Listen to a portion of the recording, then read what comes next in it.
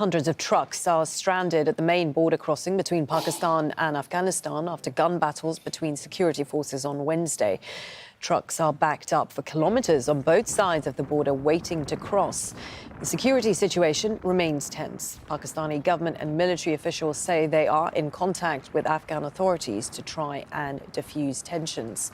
Let's cross to our correspondent, Kamal Hyder, who is at that Torkham border crossing for us. Good to see you, Kamal. So, firstly, tell us what the situation is at the border right now and remind us why this situation has arisen.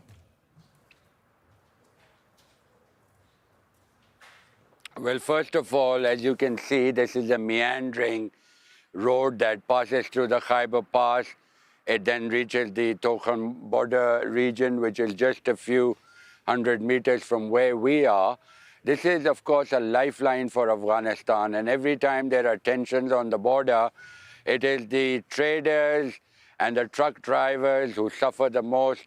There are hundreds of trucks on the Pakistani side that are carrying perhaps non-perishable items, but the trucks on the Afghan side are carrying grapes, tomatoes, garlic, vegetables, and other fruits, and those, of course, are going to be lost if this continues any longer. Now, the recent crisis began after the Afghans decided, that is the Afghan Taliban, decided to set up a new post. According to the Pakistanis, this was in no man's land. Both countries have their positions already established on this border. So there was an objection from the Pakistani side, after which the Pakistanis say the Afghan Taliban authorities, their forces started to fire across the border at the Pakistani positions, and the Pakistanis retaliated with that fire. 2 people injured on this side, no confirmation on any casualties on the other side. But it was that skirmish, which lasted for almost an hour, that brought things to a grinding halt. And so now you see trucks on both sides, people who want to cross over to Afghanistan, patients who are coming from Afghanistan, ordinary people, now all suffering because of this closure. As you say, this is the main border crossing between Pakistan and Afghanistan, a lifeline. Where do you see this going? Because this border closure has happened before.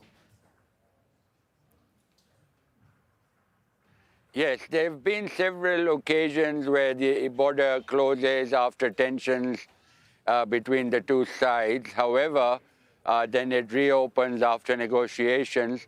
Neither side can afford to prolong this because it is a loss not just for the Pakistanis, but for the Afghans living on the other side as well.